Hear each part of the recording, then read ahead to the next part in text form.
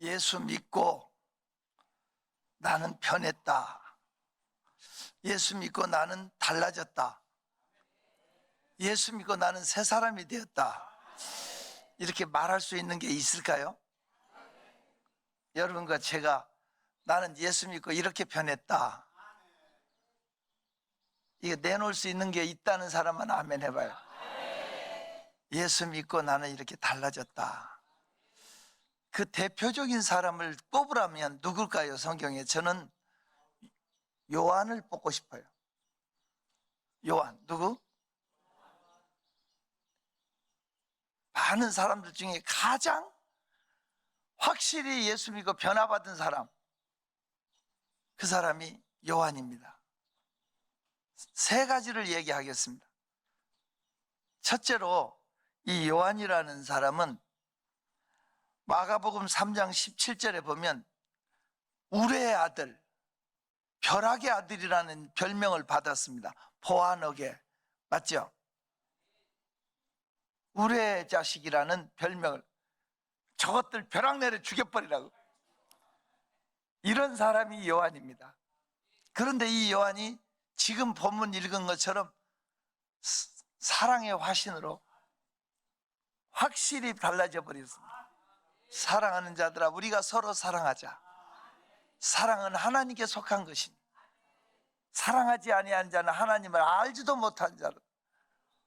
완전히 사랑. 그가 90이 넘도록 에베소에서 목회를 했는데 예수의 가장 사랑받은 제자, 또 가장 장수한 제자라고 해가지고 많은 사람들이 수천 명 수만 명이 몰려들어요, 에베소로. 그러면 그가 연단에 올라오면 그 얼굴을 한번 보려고 올라오면 딱 한마디를 하면 전부 다 울음바다가 돼버립니다. 두 마디 설교할 필요도 없어. 그런 영권이 좀 있었으면 좋겠어요. 그러면 이렇게 목 아프게 열심히 설교할 필요가 없잖아. 딱 한마디 하면 울음바다가 돼. 그가 한마디는 이거예요. 사랑하는 자들아, 우리가 서로 사랑하자. 이 한마디, 서로 사랑하자. 그러면 그냥 다 울음바다가 돼. 멋있는 기록을 많이 남긴 분입니다. 요한은 우리의 아들, 그렇게 무서운 사람이었는데 사랑으로 변화시켜 완전히 사랑의 화신으로 바뀌었어요. 사랑의 원자탄이라는 영화가 나왔죠.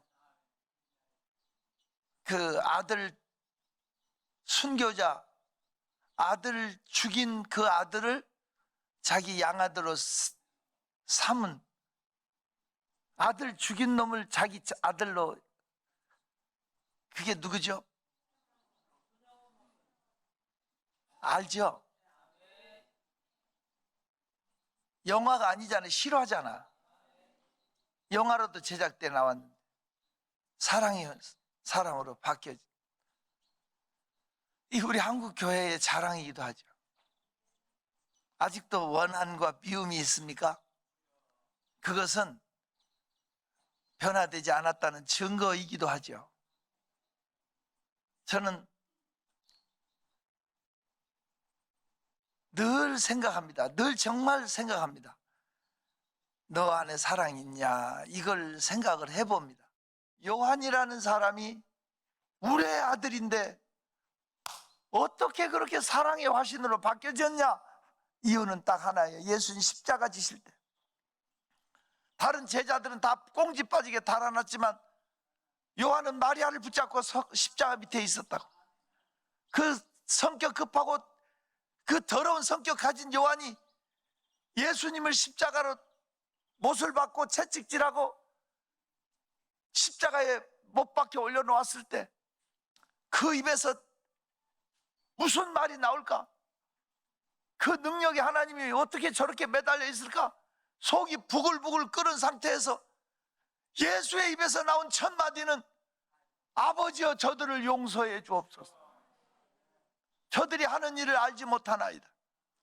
뜻밖에도 그 입에서 용서가 선포될 때 여러분 어떻게 생각해요? 그 우리의 아들이 사랑의 화신으로 바뀌어진 것은 예수님의 사랑이었습니다. 그 사랑이 내 안에 있을까요? 저는 늘 부끄러워요. 저는 아직도 그냥 짜증날 때가 합니다. 아직도 사람들 대할 때 좀 속 보이는 행동을 하고 좀 그러면 이 새끼가 내 속에서 그렇게 올라오는 게 있어요. 표현은 안 해요. 그 정도는 돼요. 그 정도. 근데 내 속에서 그냥 저 물건 없으면 좋겠다, 이런 생각이 있다니까요. 아직 여러분의 기도가 많이 필요해요.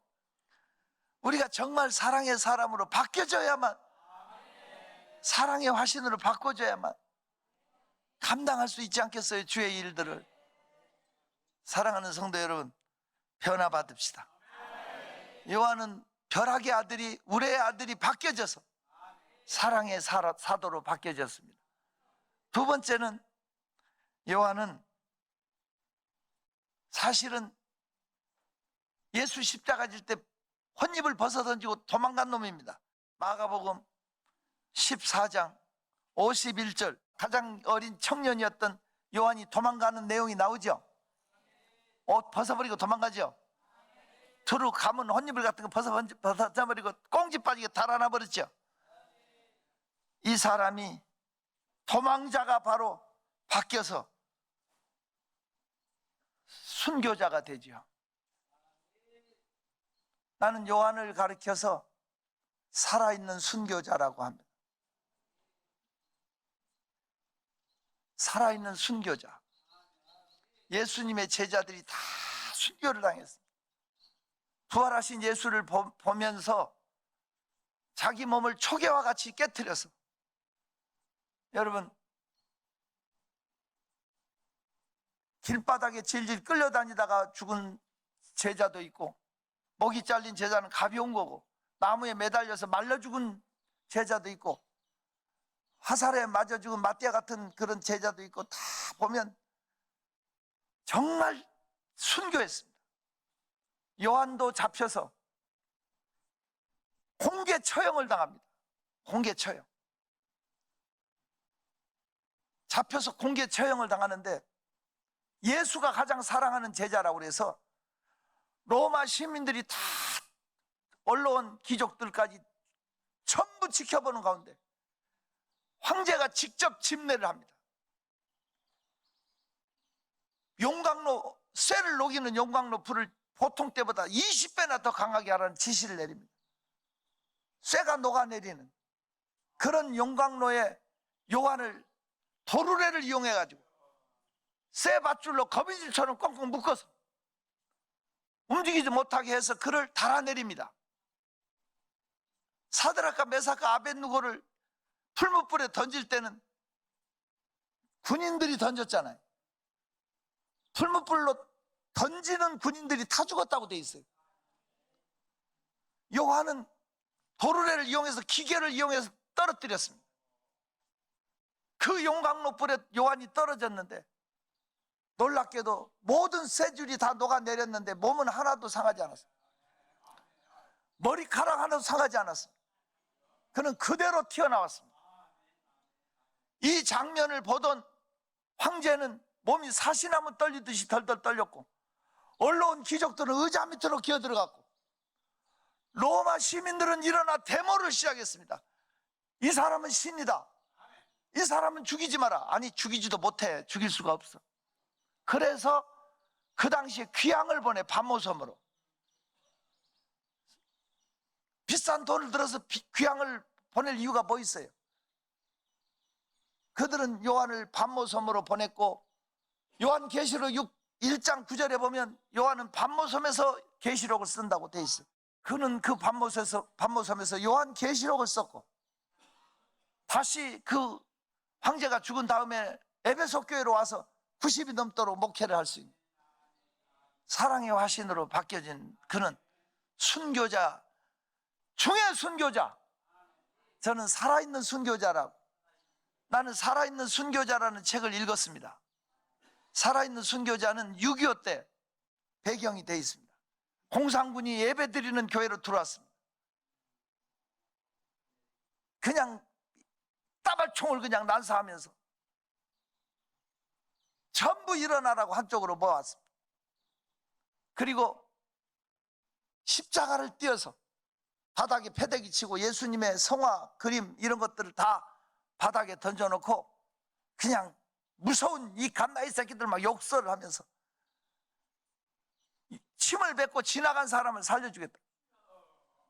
아무도 움직이지 않으니까 총을 쏴대면서 열을 세겠다. 열을 셀 동안에 안 오면 다 죽인다고 하니까 하나 둘 하니까 사람들이 머뭇거리다 나와 침을 뱉고 건너편으로 지나가. 다 지나갔어. 장로도 지나가고 목사도 지나가고 다 지나갔어. 초등학교 5학년짜리 남자애가 남았어. 으악 하고 울더니 이 애가 침 뱉고 지나간 십자가를 자기 옷으로 닦아. 십자가를 닦으면서 울어. 이 장면을 보던 이 공산군이 감동을 먹었어. 그냥 회중을 향해서 난사를 해서 다 죽이면서 이 갓나이 새끼들 예수 믿으려면 얘처럼 믿으라고. 그 애만 살려놓고 갔어. 그럼 누가 순교자냐고. 한번 생각해보라. 누가 순교자? 목에 칼이 들어도 나는 주의를 하나님께 드리겠다. 내가 굶더라도 11조 하겠다. 이런 신앙의 절개를 가진 사람들에 의해서 하나님 나라가 주어지지. 살아있는 순교자. 죽고자 하는 자는 살고 살고자 하는 자는 죽어. 순교적인 각오 없이는 지금 시대도 믿음 못 지킵니다. 혼입을 벗어버리고 도망가던 요한이 살아있는 순교자. 그 위대한 유일한 묵시록 신약의 계시록을 썼습니다. 세상 끝날의 징조 천국을 다 그려냈습니다. 멋있잖아요. 존경하는 성도 여러분, 세 번째입니다. 첫째는 우리의 아들 벼락의 아들이 사랑의 사도로 바뀌었고, 두 번째는 도망자가 순교자로 바뀌었습니다. 마가복음 10장 35절 37절까지 보면 이 요한 세베대 아들들을 예수님 하나는 우편에 하나는 좌편에, 그랬어요 안 그랬어요? 예수님이 통치자가 되거든 우의정 자의정으로 세워달라고 하는 아주 세속적인 세상의 명예 권세를 갖고 싶어하는 이런 사람의 모습으로 보여집니다. 그런 사람이 변하여 천국의 사람으로 얼마나 놀랍게 바뀌어지는가를 한번 보십시오. 요한계시록 21장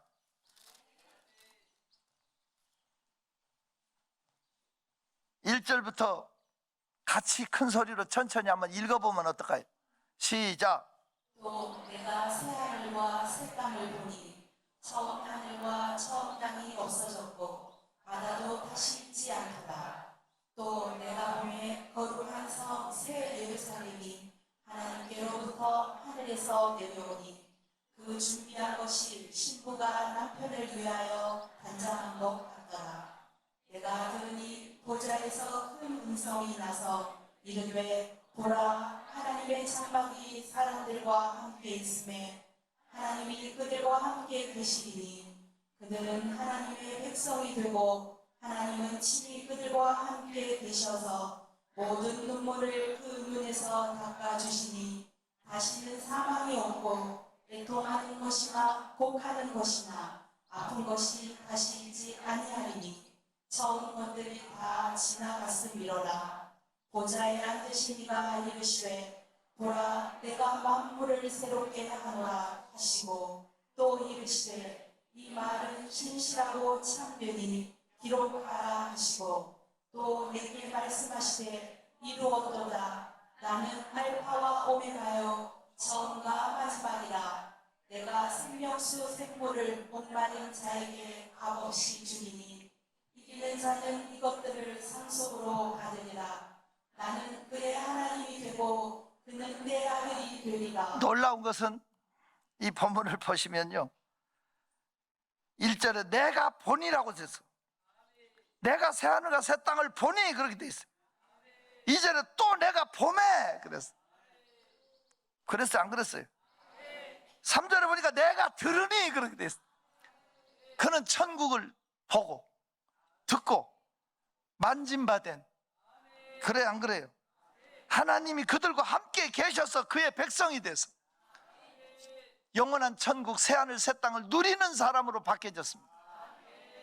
존경하는 성도 여러분, 천국이 내 것이 되길 바랍니다. 내가 보매, 내가 보니, 내가 들으니, 할렐루야, 내가 주님과 함께 있어, 이렇게 말할 수 있는 천국 시민으로 바뀌어진 줄로 믿습니다. 멋있잖아요. 땅의 것만 찾고 땅의 영광만 추구했던 그가 하늘 천국 새하늘 새 땅의 주인공이 됩니다. 여러분, 눈에 보이는 것은 잠깐이요, 보이지 않는 것은 영원한 겁니다. 세월이 살같이 빠르게 지나 쾌락이 끝이 나고 사망의 그늘이 너와 내 앞에 들리며 가리우네. 오라 오라 방황치 말거라. 죄 있는 자들아 이리로 오라. 주 예수 앞에 두 손 들고 우리를 위하여 예비해 두신 영원한 집이 있어. 죄 많은 세상을 떠나게 될 때 영접해 주시겠네. 오라 오라 방황치 말거라. 죄 있는 자들아 주 예수 앞에. 저와 여러분이 신천 신지 새하늘 새 땅의 주인공이 됐으면 좋겠어요. 존 뉴턴이라고 하는 사람이 노예 상인으로 포악하게 못된 짓을 많이 했던, 만유인력의 법칙을 발견한 뉴턴이 아니고 다른 뉴턴입니다. 이분이 노예 상인하면서 못된 짓을 많이 하고 사람을 갈고리에 찍어서 바다에 던져버리기도 하던 그 야만적인 사람이 나중에 예수를 발견하고 목사가 됐습니다. 그가 나이 들어서도 87세가 돼도 은퇴하지 않았습니다. 내가 늦게 목사가 됐는데 부끄러워서 은퇴가 나한테 어딨냐, 나는 죽을 때까지 복음 전하겠다고 끝까지 사역했던 분으로도 알려졌는데, 그분이 찬송시를 많이 썼습니다. 우리가 성경에 보면, 찬송가에 보면 나 같은 죄, 이 유명한 어메이징 그레이스라고 하는 이 찬송은 미국 대통령 취임식에도 불려졌던 곡입니다. 많은 세계 사람들의 사랑을 받는 많은 찬송시를 쓴 사람이 뉴턴인 목사였습니다. 근데 이분이 그런 말을 했습니다. 우리가 하나님 앞에 가면 3번 놀란다. 나는 그 말에 충격을 받았어. 하나님 앞에 가면 몇 번 놀란다? 3번 놀란대. 첫째, 꼭 와 있을 사람이요, 가보니까 없어. 분명 우리 장로님, 우리 목사님 돌아가셨는데 천국 가보니까 없으면 어떡해? 천국이 없으면 지옥 같다는 얘기잖아. 꼭 있을 사람이 없어서 놀랜대. 충격이 돼. 두 번째 왜 놀랐느냐? 아이고, 저 물건도 왔네. 저 못된 것, 저 천한 것, 이렇게 할 수가 있어요. 그래서 교회에서는 사람 무시해서는 안 돼. 그 사람이 천국에 먼저 가서 앞자리에 앉아 있을지도 몰라. 알아들었으면 좋겠어. 뉴턴의 말이 충격이 되는 거야. 꼭 있어야 될 것 같은 사람이 천국 가니까 없어서 놀래고, 두 번째는 꼭 없어야 될 것이 와서 앉아있어 놀랜다. 세 번째는 어머, 내도 나 같은 의심 많은 나도 와 있네. 이 세 번째가 제일 놀라는 주인공이 됐으면 좋겠어. 늘 의심 많고 늘 주의 뜻대로 살지 못하고 무늬만 크리스찬인 것 같은 나 같은 것이 왔네. 나는 이 장면에 이 세 번째라도 있었으면 좋겠어. 누가 쪼크를 하더라고. 쪼크. 천국에 갔더니 예수님이 이렇게 보좌에 앉아 계시면서 환영을 하는데, 집사가 오니까 집사 왔구나, 이리 와라 그러더래. 장로가 하니까 너 장로도 왔냐? 수고했다. 그러면서 너도 여기 앉아라고 안내를 하는데, 목사님이 오니까 벌떡 일어났더래.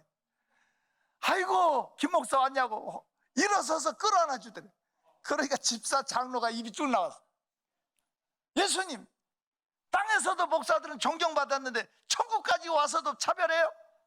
우리는 일어나지도 않고 왔냐고 해놓고 목사님한테는 일어나서 끌어안아주고 말이 돼요? 하고 따졌대. 그랬더니 주님이, 얘들아, 모르는 소리 하지 마라. 목사가 천국 오는 게 하도 희귀해서 그렇다. 그 말에 제가 충격을 많이 먹었어. 싹군 목사도 가짜 목사도 많잖아. 바울이 내가 남에게 복음 전파한 후에 내가 도리어 버림을 받을까, 나는 날마다 죽노라. 자기 영성 관리가 제일 힘든 싸움이잖아요. 저나 여러분이나 다 하나님 앞에서 바로 설 수 있도록. 사람들은 오해하고 의심하고 다른 소설을 써서 비방하는 사람도 많더라고. 이런 시대지만 하나님과 나와의 관계가 제일 중요한 거예요. 항상 하나님 앞에 우리가 설 수 있도록 자신을 지킵시다. 나 같은 죄 살리실 주의 놀라워